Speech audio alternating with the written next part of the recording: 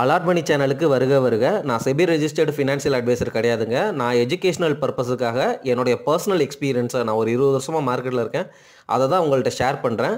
நீங்கள் எந்த முடிவு எடுக்கிறதா இருந்தாலும் உங்கள் நிதி ஆலோசகரை அணுகி அதுக்கப்புறம் பணத்தை போடுறதை பற்றி முடிவு பண்ணுங்கள். நன்றி. அலாட் மணி சேனலுக்கு வருக வருக. இந்த சேனலுக்கு இன்னும் நீங்கள் சப்ஸ்கிரைப் பண்ணலைன்னா தயவு செஞ்சு சப்ஸ்கிரைப் பண்ணிக்கோங்க. பெல் பட்டனையும் கிளிக் பண்ணிக்கோங்க.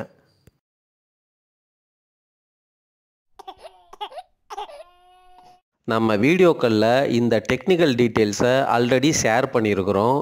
23,550 அப்படிங்கிற அந்த நிஃப்டி லெவல் தான் ஸ்ட்ராங் சப்போர்ட்டு.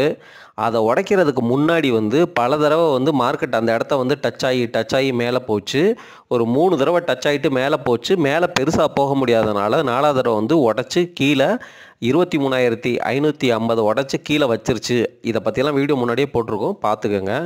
இப்போ என்ன நடந்துகிட்ருக்கு, அடுத்த சப்போர்ட் பாயிண்ட் என்ன அப்படிங்கிறதையும் நான் உங்கள்கிட்ட முன்னாடியே சொல்லிட்டேன்.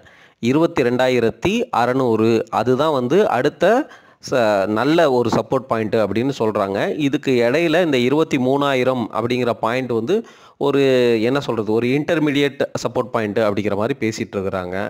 சரி, டெக்னிக்கல் பீப்புள் அல்லது டெக்னிக்கல் அட்வைசர்ஸ் என்ன சொல்கிறாங்க அப்படின்னா, அந்த மார்க்கெட் பியர் என்கல்ஃபிங் பேட்டர்ன் அப்படிங்கிறது ஃபார்ம் ஆகிருக்கு. விச் மீன்ஸ் இன்னும் பெயின் மார்க்கெட்டில் இருக்கலாம் அப்படிங்கிறது எதிர்பார்க்கப்படுகிறது. விச் மீன்ஸ் இந்த மார்க்கெட் 22,600 நோக்கி போகலாம். இந்த இடத்துல நீங்கள் என்ன புரிஞ்சுக்கணும் அப்படின்னா, இனிமேல் உடஞ்சி கீழே போக போக லாஸ் இன்னும் சிவியராக இருக்கும். புரியுதுங்களா? ப்ராக்டிக்கலாக மார்க்கெட்டில் இருக்கிறவங்களுக்கு உங்களுக்கு தெரியும், இருந்திருந்தால் உங்களுக்கு தெரிஞ்சிருக்கும். இன்னும் சிவியராக இருக்கும். அதாவது மார்க்கெட் உடைய ப்ரைஸ் ரொம்ப ஈஸியாக எவாப்ரேட் ஆகும். இப்போ 10% தான் உடஞ்சிருக்கு. உங்களுக்கு அந்த ஹீட்டு தெரியாது. இனிமேல் தான் அந்த ஹீட்டு தெரியும் ஒருவேளை உடஞ்சா. சரிங்களா? ஆனால் இந்த இடத்துல பேனிக் ஆகக்கூடாது. நல்ல இன்வெஸ்டராக இருந்தால், நான் அட்வைஸெல்லாம் ஏகப்பட்ட அட்வைஸ் கொடுத்துட்டேன். So I don't want to get into that topic again. நீங்கள் என்ன பண்ணணும் அப்படின்னா, இது உங்களுக்கு great opportunity for buying great quality stocks for a very long term. அது மட்டும் ஞாபகத்தில் வச்சுக்கோங்க.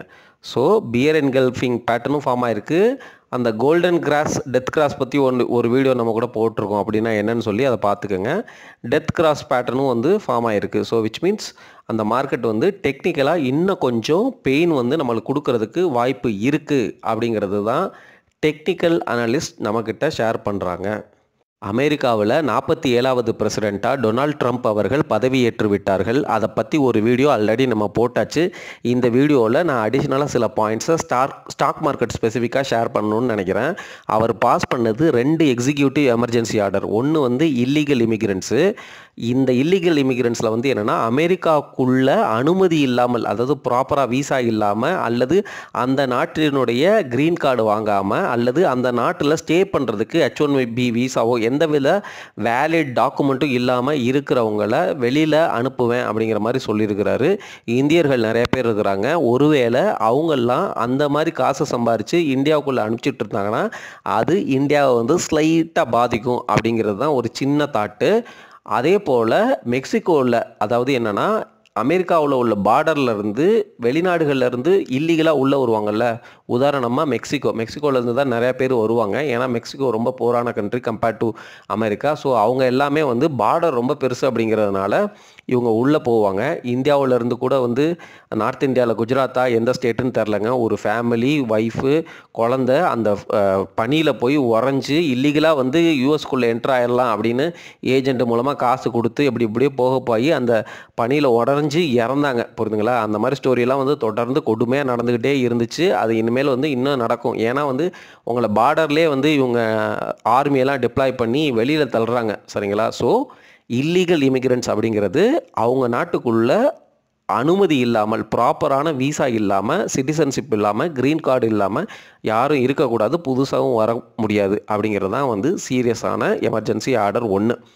2வது எமர்ஜென்சி ஆர்டர், கச்சா எண்ணெயோடைய விலை, க்ரூட் ஆயிலுடைய விலையெல்லாம் இப்போ ஏறிட்டு இருக்கு. புரியுதுங்களா? அது இந்தியாவுக்கு ஒரு கெட்ட விஷயம். ரிலையன்ஸ் இண்டஸ்ட்ரீஸ் மாதிரி ஒரு கம்பெனிக்கும் கெட்ட விஷயம். ஏஷியன் பெயிண்ட்டு பிளாஸ்டிக் இந்த தயாரிக்கிற கம்பெனிகளுக்கும் ஒரு கெட்ட விஷயம். ஏன்னா க்ரூட் ஆயில் தான் அவங்களுக்கு ரா மெட்டீரியல். அதோடைய ப்ரைஸ் ஏறிச்சு அப்படின்னா இவங்களுக்கு ப்ராஃபிட் மார்ஜின் அடிபடும், இந்த ஸ்டாக் ப்ரைஸ் எல்லாம் உடையுங்கிறத புரிஞ்சுக்குங்க. இப்போது யாரெல்லாம் வந்து க்ரூட் ஆயிலை இம்போர்ட் பண்ணுறாங்களோ அமெரிக்காவுக்கு க்ரூட் ஆயில் கண்டிப்பாக தேவைப்படுது. சரிங்களா? இப்போது சைனாவும் வந்து எக்கானமி ஸ்லோ டவுனில் இருக்குது. ஒருவேளை சைனாவோடைய எக்கானமி ரிவைவ் ஆச்சுன்னா க்ரூட் ஆயிலோடைய டிமாண்டு ஜாஸ்தி ஆயிரும். யூஎஸும் வந்து அவங்க டொமஸ்டிக்காக வந்து அந்த ஷேல் ஆயில்னு சொல்லுவாங்க, அதை ட்ரில் பண்ணாமல் அவங்களும் இம்போர்ட் பண்ணாங்கன்னா க்ரூட் ஆயிலோடைய டிமாண்டு அதிகமாயிரும். நம்ம நாட்டுக்கு வேறு வழி இல்லை, அதிகமாக இம்போர்ட் பண்ணியே ஆகணும். ஸோ க்ரூட் ஆயிலோடைய விலை ஏறுறதுக்கு தான் அதிகமான வாய்ப்பாக இருந்துச்சு. இப்போ வந்து என்ன சொல்லிட்டாரு அப்படின்னா ட்ரம்ப்பு, நம்ம எதுக்கு வெளியிலேருந்து உள்ளே இம்போர்ட் பண்ணணும், நம்ம டொமஸ்டிக்காக அவங்க நாட்டுக்குள்ளே உள்ள ஷேல் ஆயில், அதாவது மலைகளுக்கு அடியில் உள்ள ஆயிலு, ஓஷனுக்கு அடியில் உள்ள ஆயிலு, இதெல்லாம் எடுத்து அவங்க நாட்டு தேவையை அவங்களே பூர்த்தி பண்ணிப்பாங்க. எந்த தேவையை? எனர்ஜி அண்ட் அந்த கேஸ் தேவையை வந்து அவங்க நாட்டுக்குள்ளேயே உற்பத்தி பண்ணி எடுத்து யூஸ் பண்ணிப்பாங்க. அதனால் அவங்க நாட்டுக்கு வந்து இன்ஃப்ளேஷன் குறையும். அந்த எனர்ஜி அந்த இப்போ நம்ம நாட்டுக்குமே வந்து பணவாசி விளைவிக்கும் அந்த பணவீக்கம் வந்து எதனால் வருது? மெயினாக வந்து இந்த க்ரூட் ஆயிலாக வருது, அதுக்கப்புறம் தங்கத்தினால வருது. சரிங்களா? அந்த மாதிரி வந்து நம்மளும் வந்து பேசுகிறோம்ல, அதே மாதிரி தான் அவங்க நாட்டுக்கும் அது மாதிரி மெஷர்ஸ்னால அவங்க நாட்டினுடைய பணவீக்கத்தை குறைக்கிறாரு. பைடன் வந்து இதை அலோவ் பண்ணலை. ரீசன் வந்து என்னென்னா, நீங்கள் என்விரான்மெண்ட்டாக வந்து அது நல்லது கிடையாது, உலகத்துக்கு நல்லது கிடையாது, கண்ட்ரிக்கு நல்லது கிடையாது. அப்படிங்கிறதுனால தான் அந்த ஓஷன் மேலேயும் இந்த ட்ரில் பண்ணுறதுக்கும் பைடன் வந்து பேன் பண்ணியிருந்தார், அல்லது டிட் நாட் அலோ, அதாவது பெரும்பாலும் அலோவ் பண்ணல. இப்போ வந்து என்ன பண்ணிட்டாருன்னா, இவர் ஓப்பனாக திறந்து விட்டார், நீங்கள் ட்ரில் பேபி ட்ரில் அப்படின்னு சொல்லிட்டு அவங்க நாட்டில் உள்ள அந்த வளங்களை, எண்ணெய் வளங்களை எடுக்க போகிறாங்க. அது எவ்வளவு தூரம் எடுப்பாங்க, எந்த மாதிரி ப்ளே அவுட் ஆகும்னு தெரில. ஆனால் ப்ராப்பராக ஃபுல்லாக ஓப்பன் பண்ணி விட்டார். சரிங்களா? அதுபோல் பெட்ரோல் வெஹிக்கிள்ஸுக்கு தான் வந்து அவர் இம்பார்ட்டன்ஸ், இவி வெஹிக்கிளுக்கு உரிய இம்பார்ட்டன்ஸ், அதாவது என்விரான்மெண்ட் ஃப்ரெண்ட்லி, க்ரீன், அந்த மாதிரி பேசுகிற அந்த டாப்பிக்குள்ளே இவர் போகலை. பைடன் வந்து அந்த பாரிஸில் வந்து ஒரு இது இருக்குது, அதாவது என்னென்னா க்ரீன் அசைன்மெண்ட் அந்த மாதிரிலாம் இருந்துச்சு. அதில் வந்து என்னென்னா ட்ரம்ப் வந்து முன்னாடி இருந்த பீரியடில் வந்து நாங்கள் விலகிக்கிறோம் அப்படின்னு சொல்லிட்டு வெளியில் வந்தார். இவர் வந்து என்ன பண்ணிட்டார், பைடன் வந்ததுக்கப்புறம் அவர் வந்து அதெல்லாம் கிடையாது, நாங்கள் வந்து என்விரான்மெண்ட் ஃப்ரெண்ட்லி கண்ட்ரி, எங்களுக்கு என்விரான்மெண்ட் மேலே அக்கறை இருக்குது அப்படின்னு சொல்லிட்டு திருப்பி போய் சேர்ந்தார். இப்போ மறுபடியும் வந்து இவர் வந்து என்விரான்மெண்ட் ஃப்ரெண்ட்லி இல்லை அப்படிங்கிற மாதிரி எடுத்துட்டார். ஸோ இவரோட பாலிசிஸ் எல்லாமே company friendly, corporate friendly, environment friendly இல்லை. அதனால தான் ஈவிக்கான மேண்டேட்லாம் வந்து ஆட்டோமொபைல்ஸ் கம்பெனிக்கு நல்லா அதிகமாக வந்து அந்த ரெஸ்ட்ரிக்ஷன் இல்லை, தளர்த்திட்டார். ஸோ யூஎஸில் உள்ள ஆட்டோமொபைல் கம்பெனிஸுக்கெல்லாம் இது வந்து நல்ல பாசிட்டிவான விஷயங்கிறத புரிஞ்சுக்கோங்க. இந்த டேரிஃபுங்கிற விஷயம் வந்து எக்ஸிக்யூட்டிவ் ஆர்டர் இல்லை, இன்னும் வந்து சரியாக இம்ப்ளிமெண்ட் ஆகலை அப்படிங்கிற மாதிரி தான் வந்து மார்க்கெட்டில் நியூஸ் உழவுதுங்க. 25% கனடாக்கு, 25% மெக்சிகோவுக்கு, சைனாக்கு 60%, மற்ற கண்ட்ரிக்கெல்லாம் 10%. அதாவது யூஎஸுக்கு நம்ம ஏதாவது வந்து எக்ஸ்போர்ட் பண்ணோன்னா 10% வந்து டேரிஃப் வந்து அவங்க கவர்மெண்ட்டுக்கு கொடுக்கணும். புரியுதுங்களா? அதுதான் வந்து பாலிசி. அந்த பாலிசினால் வந்து என்ன ஆகும் அப்படின்னா, யூஎஸ் கவர்மெண்ட்டுக்கு எக்ஸ்ட்ராவாக காசு போகும். அதை வந்து அவங்க நாட்டுக்கு ஸ்பெண்ட் பண்ணி அவங்களுடைய எக்கானமியை வந்து க்ரோத்தை வந்து காட்டுவாங்க அப்படிங்கிற மாதிரி வந்து அவர் பாசிட்டிவாக பேசிட்டு இருக்கிறாரு. நம்ம நாட்டுக்கு கெடுதல், சைனாவுக்கு வந்து இன்னும் ரொம்ப கெடுதல். ஆனால் இது வந்து எக்ஸிக்யூட்டிவ் எமர்ஜென்சி ஆர்டர் இல்லை அப்படிங்கிறதுனால இன்னும் வந்து சரியாக இம்ப்ளிமெண்ட் ஆகலை அப்படிங்கிற மாதிரி பேசுகிறாங்க. நம்ம நாடு வந்து பிரிக்ஸ் கரன்சிக்குள்ளெல்லாம் போச்சுன்னா 100% டேரிஃப் போடுவேன் அப்படிங்கிற மாதிரி பேசுகிறாரு. ஏன்னா வந்து பிரிக்ஸ் கரன்சின்னு ஒன்று ஃபார்ம் பண்ணோம் அப்படின்னா அது வந்து அந்த யூஎஸ் டாலருடைய அந்த கரன்சியோடைய மதிப்பை வந்து குறைக்கிறதுக்கான ஆக்டிவிட்டி அப்படிங்கிற மாதிரி அவர் ஸ்ட்ரெயிட் ஃபார்வர்டாகவே வந்து சொல்கிறாரு. அவர் ஓப்பன் டைப்பு தானே, அப்படி தான் வந்து பேசுகிறாங்க. அது மட்டும் இல்லாமல் ஃபார்மசிட்டிக்கல் ஸ்பெண்டிங், கரெக்டுங்களா? இப்போது ஒரு விஷயம் முக்கியமாக நம்ம புரிஞ்சுக்கணும். இந்தியாவிலேருந்து யூஎஸுக்கு நம்ம எவ்வளோ எக்ஸ்போர்ட் பண்ணுறோம் அப்படின்னா 18% எக்ஸ்போர்ட் பண்ணுறோம். சரிங்களா? அதுதான் வந்து நம்மளுடைய நாட்டினுடைய டாப் எக்ஸ்போர்ட்டரே வந்து யூஎஸ் தான், 18% எக்ஸ்போர்ட் பண்ணுறோம். இப்போது யூஎஸில் வந்து என்ன பண்ணுவாங்க அப்படின்னா, ஒவ்வொரு செக்டருக்கும் வந்து அவங்க பட்ஜெட் மாதிரி அலோகேட் பண்ணுவாங்க. இந்த கோவிடுக்கு அப்புறம் வந்து பார்த்திங்கன்னா ஃபார்மசிட்டிக்கல் செக்டருக்கு இஷ்டத்துக்கு பட்ஜெட்டை வந்து ஏகப்பட்டதை அலோகேட் பண்ணிட்டாங்க. இப்போ என்ன நடக்கும் அப்படின்னா, அந்த பட்ஜெட்டை வந்து கட் பண்ணுவார் அப்படின்னு எதிர்பார்க்கப்படுகிறது. கட் பண்ணால் வந்து நம்ம நாட்டில் உள்ள ஃபார்மசிட்டிக்கல் கம்பெனிஸுக்கு வந்து ஆப்பர்ச்சுனிட்டிஸ் குறையலாம் அப்படிங்கிறது ஒரு point. But at the same time பட்ஜெட்டை கட் பண்ணுறது அப்படின்னாலும் இப்போ இருக்கிற எப்படியா இருந்தாலும் ஒரு பட்ஜெட் இருக்கும்ல. இப்போ ஃபார் எக்ஸாம்பிள் வந்து இப்போ வந்து ₹20 இருந்த பட்ஜெட்டை கொரோனானால வந்து இப்போ ₹100 கொண்டு போயிட்டாங்கன்னு வச்சுக்கோங்க. இந்த கடந்த 4 வருஷத்தில் ₹100 இருக்குது. ஆனால் முன்னாடி ₹20 இருந்துச்சு.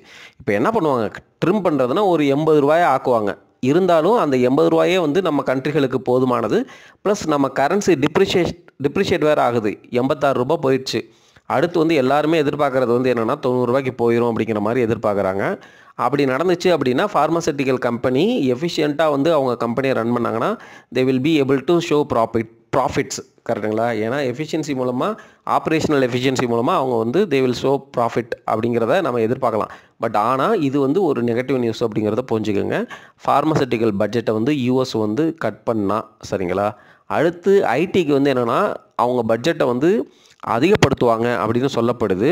ஆனால் அவங்களுடைய பட்ஜெட்டை அதிகப்படுத்திட்டு அவுட் சோர்சிங் ஆக்டிவிட்டீஸ், அதாவது நம்மளை மாதிரி இந்தியா மாதிரி கண்ட்ரிஸுக்கு உள்ள கம்பெனிகளுக்கு வந்து அந்த காசு, அந்த பட்ஜெட் வந்து போகாத மாதிரி வந்து ஒரு ரூல் செட் பண்ணிடுவார் அப்படிங்கிற மாதிரியும் ஒரு நியூஸ் போயிட்டுருக்குங்க. அதே போல் இந்த கமாடிட்டி திங்ஸு இதெல்லாம் இருக்குல்ல, அதெல்லாம் இம்போர்ட் பண்ணால் இப்போது இது பண்ண போகிறாருன்னு எல்லாத்துக்குமே தெரிஞ்சு போச்சு. சைனாவெலாம் வந்து ரொம்ப உஷாராக இந்த அவர் பதவியேற்கிறதுக்கு முன்னாடியே எல்லா கம்பெனிகளோடையும் பேசி ஏகப்பட்டதை வந்து இப்போவே வந்து உள்ளே டம்ப் பண்ணியிருப்பாங்க. புரியுதுங்களா? நமக்கு தெரியாது எந்த புத்தில் எந்த பாம்பு இருக்குன்னு. அதாவது சொல்கிறது புரியுதுங்களா? அதாவது ஆமாம், டேரிஃப் 60% வரப்போகுது.